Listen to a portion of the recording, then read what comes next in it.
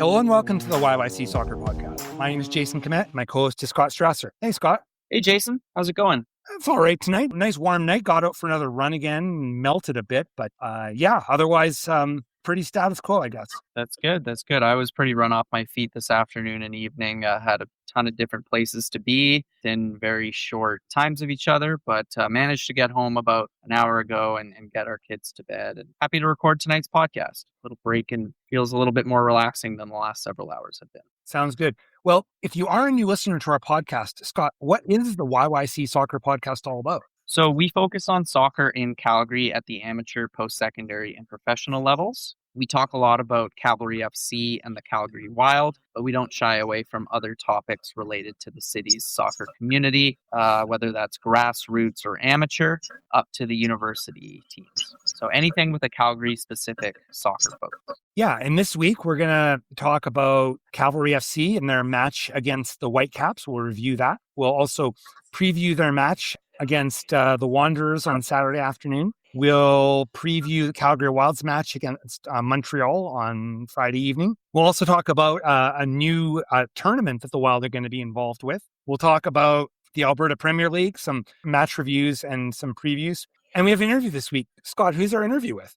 Yeah, Jason, unfortunately, I couldn't join you with this one, but earlier you chatted with Massi Djabali, who plays in the Alberta Premier League for Villains, but has a pretty decorated resume when it comes to his prior footballing career in Europe and Algeria. Yeah, he has an interesting path and story, so we'll run that in a little bit. But let's start off with talking about the big match at Spruce Meadows on Monday night and Cavalry FC. Hey everybody, it's Nick Ledgerwood. You're listening to the YYC Soccer Podcast. Enjoy. So Jason, Monday night, you and I were both at Spruce Meadows to watch the second leg of Cavalry's Canadian Championship quarterfinal clash with Vancouver Whitecaps. Considering the Cavs lost the first leg in Burnaby last week, 4-1, this one felt like a little bit of a foregone conclusion in terms of their chance of advancing to the tournament semifinals. But nonetheless, fantastic night at Spruce Meadows, a 1-1 draw, a game that Cavalry came quite close to winning and probably deserved to win, and a night that I think a lot of fans won't forget anytime soon. Yeah, it was kind of, strange in the sense that you knew pretty much going in that Cavalry wasn't going to advance the next round. The mood was festive. There was a buzz in the air, and it felt like an event. And I would say there could not have been a more positive mood in a stadium where you knew you were about to lose and not advance to the next round. After the game, you and I were talking, and I mentioned that, Cavalry has produced a kind of hierarchy of memories for me, ranked occasions that I, think about when I think back to my favorite moments of this club's short history. And I think this game is up there, Jason, because Spruce Meadows was rocking. The weather was fantastic. The atmosphere was great. The football on the pitch was also fantastic. I think both teams played quite well. Cavalry put forward a really impressive performance and went toe-to-toe with, one of the strongest teams in MLS at the moment. Now, obviously, Whitecaps did not field their strongest 11 by any means. They didn't bring Ryan Gauld or Brian White, and their World Cup players such as Andres Cubas and Sebastian Berhalter are still not back with Whitecaps playing yet. But they did field another player who contributed to Spruce Meadows' 6,000 plus crowd.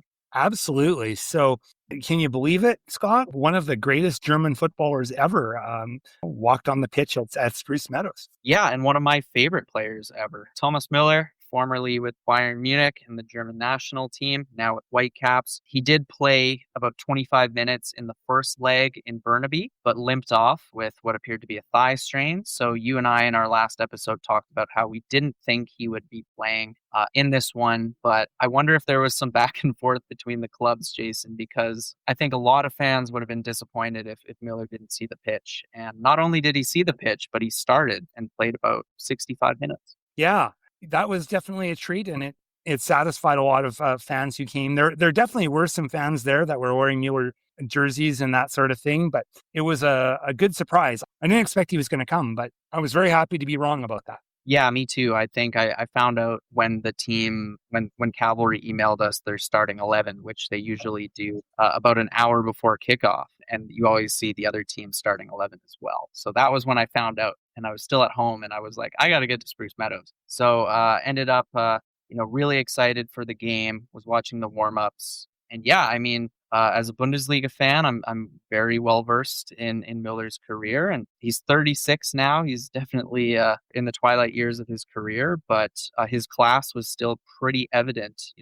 The way he passed the ball around, the way he linked with his teammates. He didn't score, Jason, and he didn't get an assist, but you could still see his quality on a lot of occasions. I did notice, though, and did you, that he was being man-marked quite closely all game.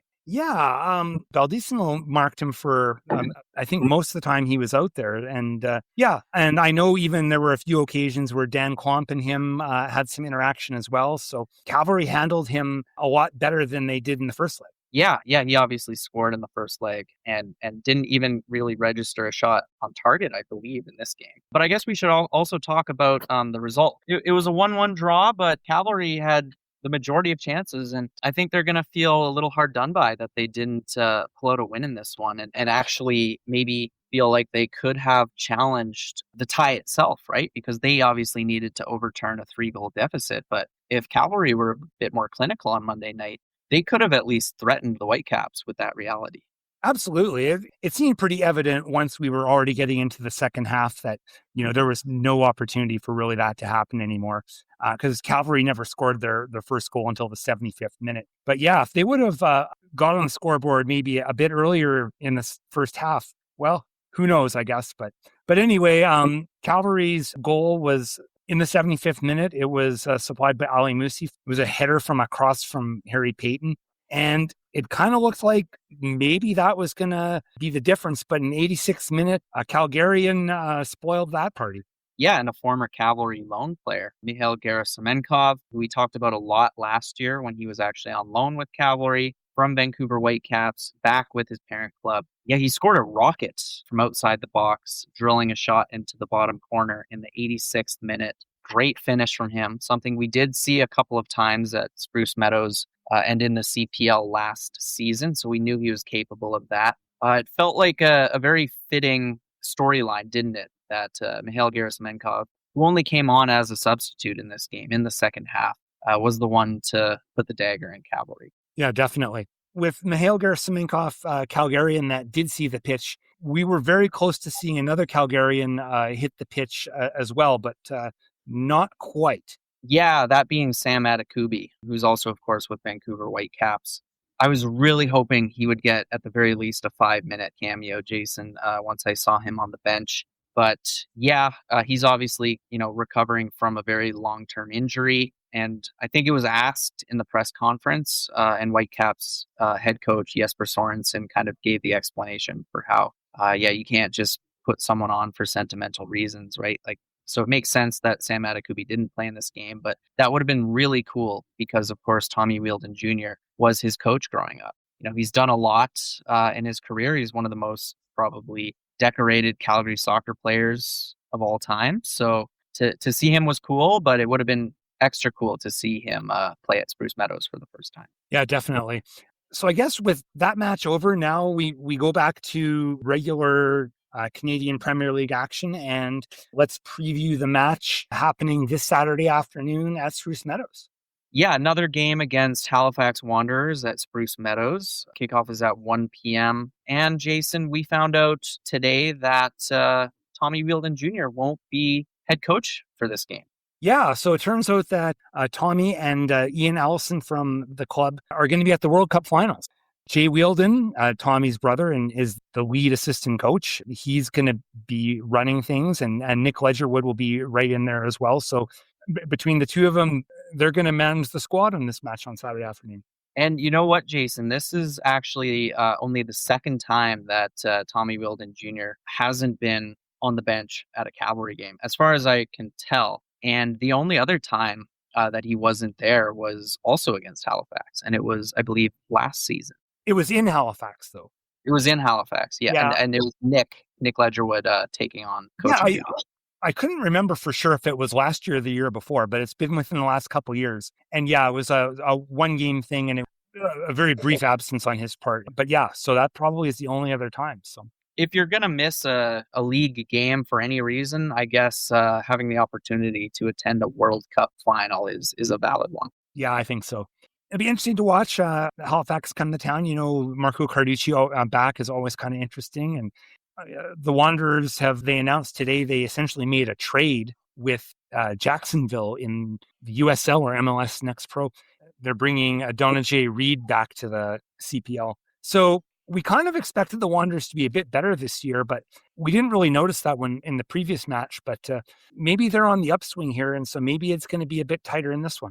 Yeah, they're currently in 4th place. Since the World Cup break ended, they have won 2 of their 3 games. However, both of those wins came against Pacific FC, who, as we've talked about, had a really, really bad season. So their other game sandwiched between those wins was a 3-1 loss to Atletico Ottawa on Canada Day. The one other thing to mention before we move on from Cavalry FC is the transfer window. It opens, today when you're listening to this, Friday, July 17th, and it's open until August 20th. So I don't know how likely it is that we're going to see a lot of changes, but the opportunity will now present itself. Yeah, I don't think we'll see a lot of changes, but I'd be surprised if Cavalry doesn't do something in this transfer window. But thinking about their performance thus far this season, I can't imagine that they're really in the market for anyone in particular. It seems like the club is ticking, and they definitely haven't been using the full extent of their roster, right? There's still guys who have not played or barely played. So I'm not sure if they want to bring in, like another midfielder or a forward. Like, I'm not sure if they're really looking for anyone. Can I tease something, Scott? Sure. I heard that Cavalry is potentially looking at bringing in a loan player from an MLS team. Okay. All right. We do recall you mentioning that offline. So let's see if that comes to fruition. I don't really have enough information to go much further than that, but it's apparently something that is being discussed, and we'll see if it actually goes anywhere. Hi, this is Carly Johnson, and this is the YYC Soccer Podcast. So we have another game to talk about happening in Calgary this weekend. A rare Friday evening kickoff for the Calgary Wild as they welcome the Montreal Roses to town for, I believe, the 3rd time this season, Jason. Geez, it seems like these two teams play each other a lot. So that's happening at Friday at McMahon Stadium or Women's Stadium, 7 p.m. kickoff. And the Wild will look to put forward another decent performance against Montreal, because actually their only 2 points this season have been against the Roses. Yeah, that was sort of a weird random stat I ran into when I was getting prepped up for this episode. Yeah.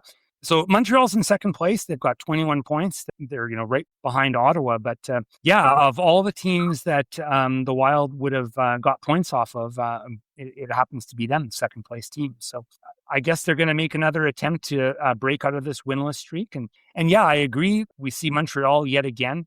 I'm presuming that people heard that this week they announced that Winnipeg is getting an expansion team in the NSL next year. So maybe next year we won't have quite as much repetition as we're having this year. Yeah, I'm excited to see that addition. However, I do hope they can get another club, because 7, as we learned with the CPL in the inaugural 2019 season, is a really tricky number of teams to manage, and it wouldn't result in an even schedule. So hopefully they can avoid that issue and find an 8th club, which would be great.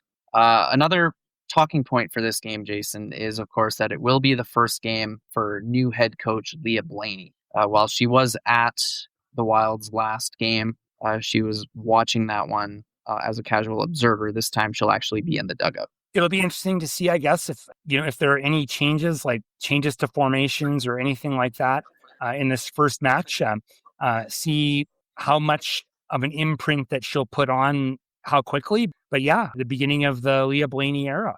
Yeah, and as usual, we'll mention the injury casualties. Calgary Wild have, I think, 5 players on the injury list at the moment. Just 4, Scott. Oh, just 4. My bad. Collie Johnson was taken off of it, I guess. Yeah. Okay. All right. So Anderson Williams, who's a new addition to the injury list, joins Talia White, and then Farkuna Mutaj and Ali Hess, who we know is not going to play at all this season. Also, transfer window update for the NSL. Their transfer window starts on Monday and runs all the way to August 31st. Yeah, and I think for the Wild, you have to be doing a lot in this transfer window. It's been quite obvious in these first 10 or 11 games that the Wild aren't competitive against their 5 opponents in the NSL, and they need new blood. They need to sign new players. We've talked about how we don't know who's going to be doing that for the club, but they've got to do something because the season can't keep going the way it's going.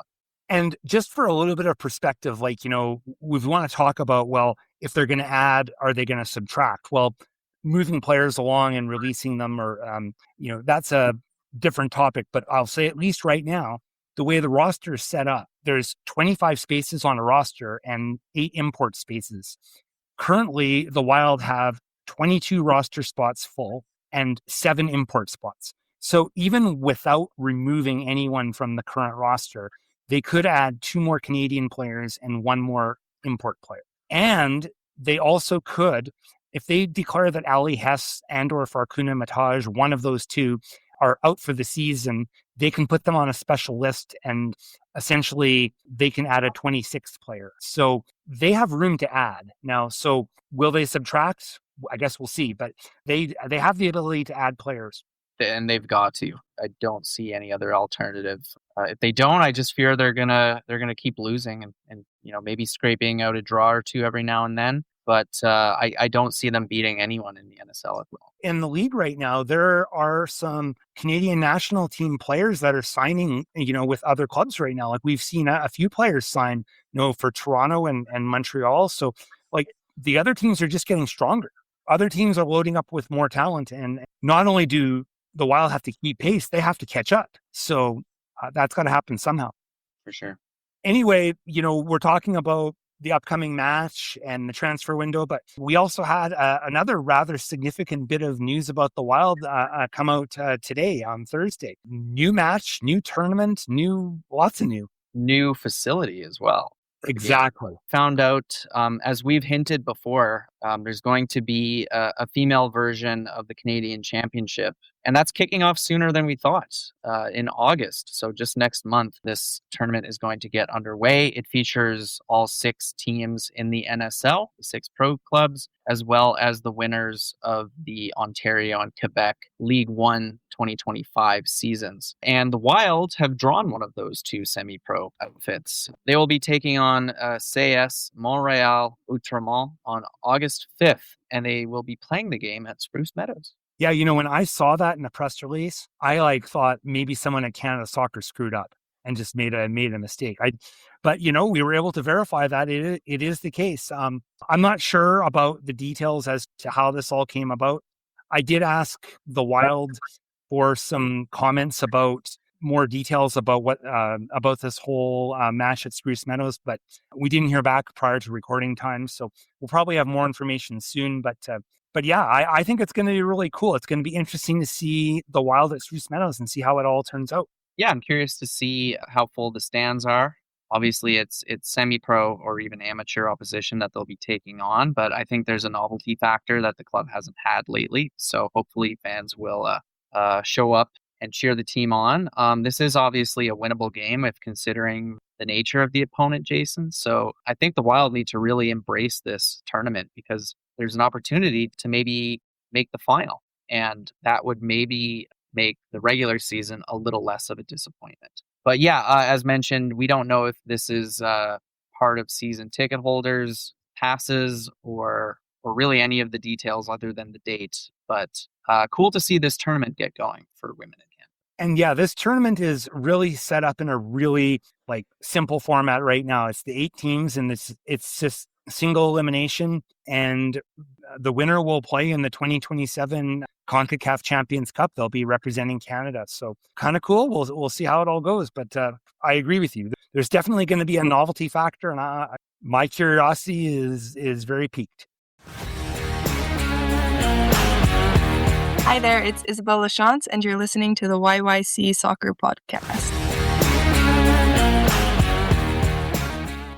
So let's recap the Tuesday results in the Alberta Premier League. Only one doubleheader, Jason, this between Foothills and Villains. So let's start on the men's side because this was a big game in terms of Foothills maintaining their slim but alive possibility of clinching first place in the men's division. And they kept that going with a 4-0 win over Villains. Yeah, goals from Emmanuel Danikinide, Robert Woodruff Brown, Esther Johannes, and mystery player jersey number 12. So yeah, they were able to get the 3 points. And with 3 matches to go, the table at the top is very tight. Yeah, this was a game in hand that Foothills had coming into it. So now BTB, Blizzard, and Foothills, who are the top 3 teams in the men's division, have all played 11 games. BTB has 28 points, Blizzard has 27, and Foothills now has 26. So just the 2 points separating Foothills and BTB, the first and third place teams. Blizzard is right in the mix too. And the other match on Tuesday was Foothills women against Villains women, also at Macron. And Foothills won 2-1. Yeah, their goal is coming from Izzy DePalma and former podcast guest, although we have to go back quite a ways, Jason, Grace Masala. And Villain's goal came from another podcast guest, Isabelle Lachance. So yeah, you look at the table in the women's division, and there's 4 teams that are kind of still in the mix. All played 11 games, and there's just a few points separating them. Yeah, Wild U23s still top of the table with 25 points from their 11 matches. Blizzard are breathing down their neck, however, with 23 points, so just 2 points back. And Foothills in third have 22, and BTB have 20. So so far, it's the Calgarians in the women's division that are performing the best. And there's a whole slate of matches on Friday we can talk about. Most of them are of the doubleheader variety, but one of them isn't. Cavalry FC 2 plays Rangers men's squad 6 p.m. at SAIT, and Wild U23 they're not playing on Friday. No, so that's the lone game at SAIT with 6 p.m. kickoff. The other games, which are doubleheaders, the ones in Calgary include Villains versus Callies. That's happening at Broadview, with the women kicking off at 5 p.m. and the men kicking off at 7:30. The other games in Calgary are Blizzard versus St. Albert Impact at the West Dome. Women at 5:30 and men at 8 p.m. Sunday, there's going to be a match too, which is a bit different. We don't usually see that, but Villains men will be playing Rangers men at the Villains Dome at 6 p.m. So I'm just trying to catch up on all these matches. You know that match we talked about last week, the Friday night match in St. Albert? I was able to get verification. That match was canceled because of weather, and it has not been rescheduled yet. So if anybody's trying to be a completist out there and trying to remember exactly what happened, that one still has not been rescheduled yet. So. And there is actually another game, although it's happening up in Edmonton, and that is between BTB and Foothills. So that one will be big in terms of the first place ramifications. So since we're talking about EPL right now, I guess this would probably be a good time to run our interview. Our interview is with Massi Djabali, and he plays for Villains. He has quite an extensive career of playing pro football in Algeria and in France. And we chat a bit about his career and moving to Calgary and playing for Villains. And let's run that interview now. I'd like to welcome Massi Djabali to the podcast. Massi is playing for Calgary Villains, and he has a career previously played in Algeria and France, and he's settled in Calgary over the last couple of years. Welcome to the podcast. Thank you. Thank you for welcoming me, Jason. I'm happy to be here, to share my experience. Let's start. Let's do it. Okay, well, why don't we start with just your background, in your playing career? Like I mentioned, I know you started you were born in Algeria, is that right? Yeah. So sort of walk us through sort of growing up, and you played football different places to the pro level. And yeah, so as you mentioned, Massi Djabali, abbreviation Massi, as I told you, Messi. So I started playing football in Algeria, as in, we can say, family soccer or football. as my brother is international, Algerian international. We share same characteristic. He was striker, like he was my idol. That's why I was involved really in football. Since I remember, I start I think since 5 years, 6 years. I went directly to Academy of Football in Algeria. Then I think in 14 years I joined the most professional team in Algeria. I played there 3 years, 4 years. Then they involved me in first team at age of 17, 18. Like I played first team. And also I didn't have the chance, but I was in the list to play Champions League African. I think it was with Mobijaya. At this year, they arrived into the final of CAF Champions League in Africa, but I didn't play. I was too young for that. Like, just the idea is to bring me to South Africa to understand a little bit of football African. It was really a great journey. Then I went to France. The idea, it was football. I had contact to National 3 in France. I started playing there. But when I arrived, I had a barrier of language, French. That's why I started by playing by reserve 1 year around. Then after that, 2016, 17, I was in first team at FC Chouré. Right now, they play National 1. They play to come back to League 2. Then, so I didn't say it exactly. I didn't mention exactly all the teams because in Algeria I played for 5, 6 teams different from loan and moving. I think I moved twice in Ervinal in winter moving, and in France. Then I did the. Can I say? I go around France. I played in the south. I played in the west and in the west and in the north. Only the east I didn't play there. So I played around I think 8 teams. What helped me is that I'm striker.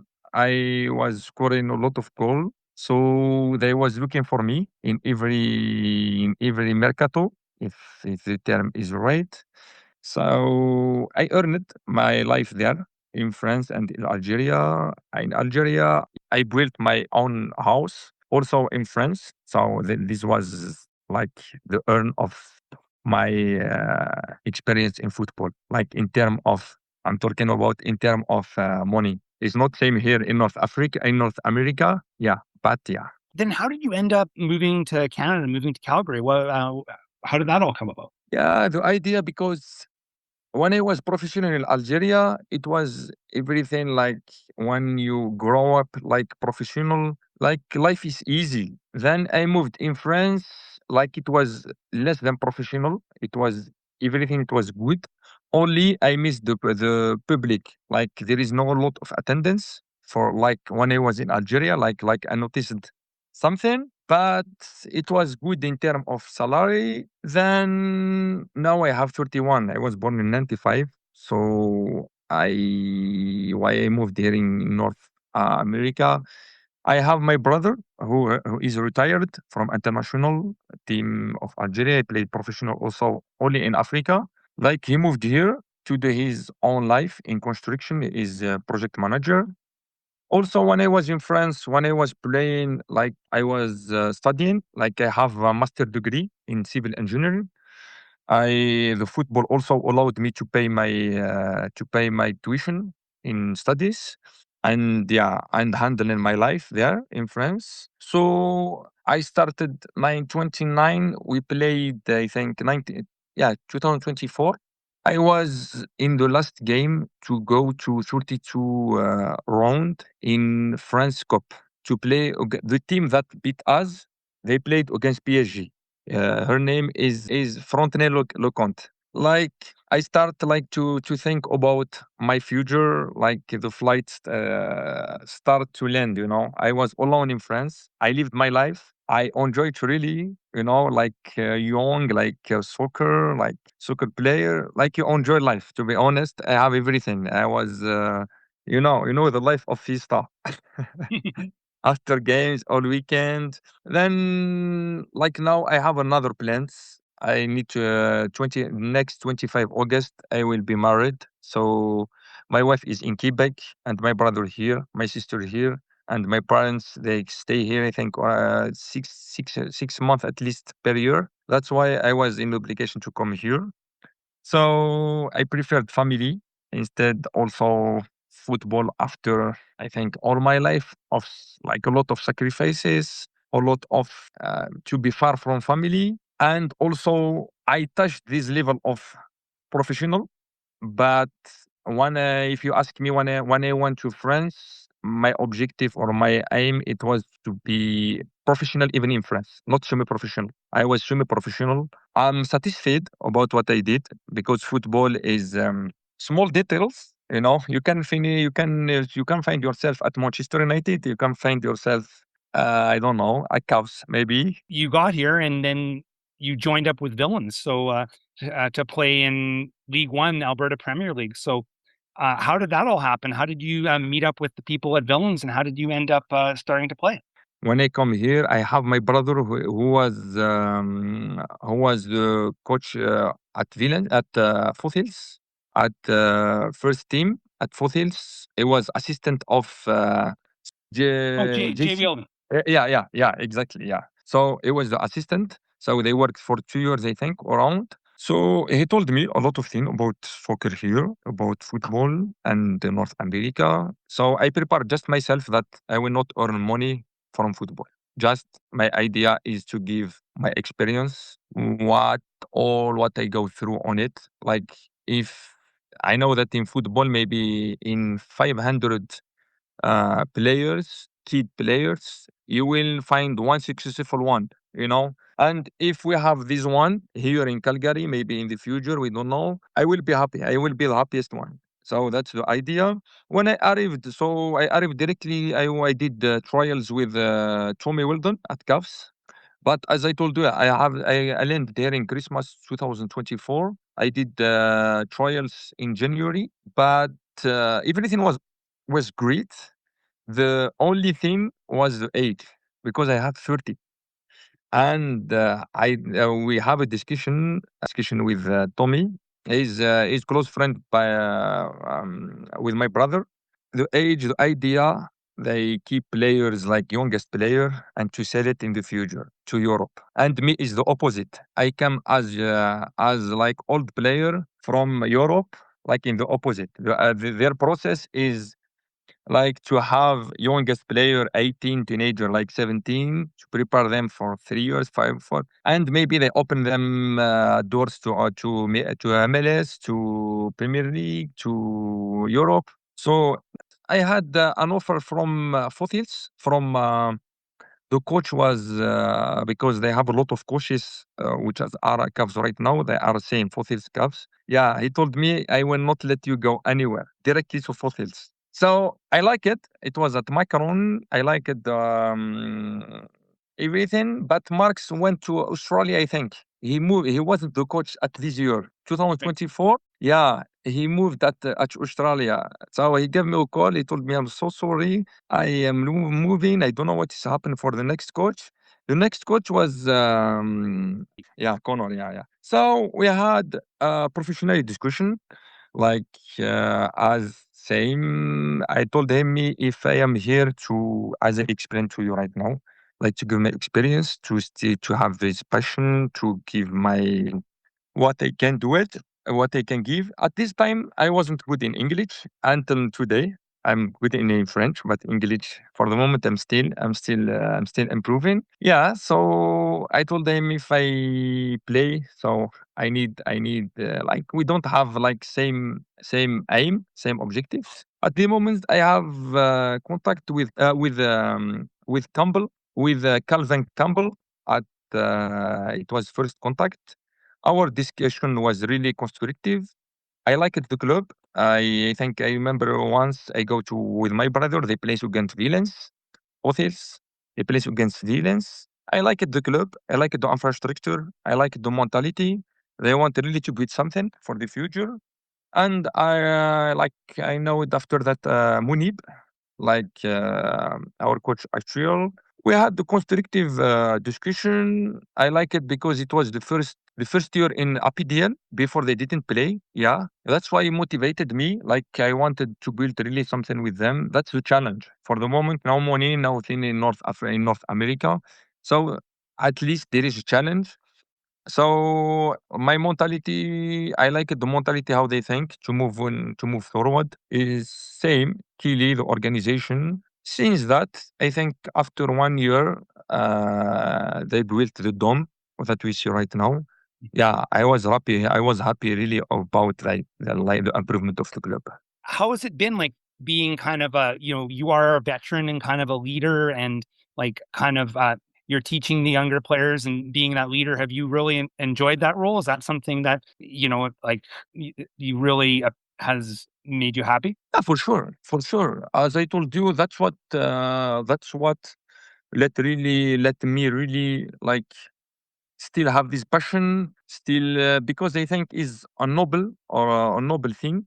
And as I tell them always, the mentality of football is the mentality of life. Same, never give up. You need to try. Maybe you do your best. You don't care about the result. Maybe you have your result, positive result. Maybe you have negative, but you still going. This is like life. We have all problems. There is nobody. Even I don't know. I take Messi. I take Ronaldo. I take everybody. Yeah, he has a problem, you know. You need to live with challenges. I hope really for all players, not only those who play at Vilnius, even in the championship that we do, the APDL, even in all teams. I remember just last game we played, I think, against Rangers. I think, yeah, I did action like I was trying to do something, and the defender come. It was corner for us, you know. It was I tried to be like to be high, like to be missing by the defenders, and I think 5 minutes after we had the Rangers have another corner against us, and I see the defender do same like me, you know. He come to me, you know. That's why make me really like happy, you know. And they think he was too close to score. Me, I didn't touch the ball, but him, you know. Yeah. When we go back, because he was my like the defender. Who he told me, I told him, you know now when you are noticing and you think, he told me thank you. You know that word for me like worth everything. Understand what I mean? Mhm. Yeah, I don't care about like my time maybe is gone for money for doing I don't know international career, but that's what I'm looking for, like to transmit this real value of football and of sport. Thank you for joining us for another episode of the YYC Soccer Podcast. If you enjoyed today's episode, please follow or subscribe wherever you get your podcasts, so new episodes are waiting for you as soon as they're released. Visit our website, yycsoccer.com, for our complete archive and links to purchase Scott's book. It's called Here Come the Cavalry, and it's all about the history of pro soccer in Calgary. We love your feedback, so leave us a question on the website, connect with us on X, Instagram, or Blue Sky.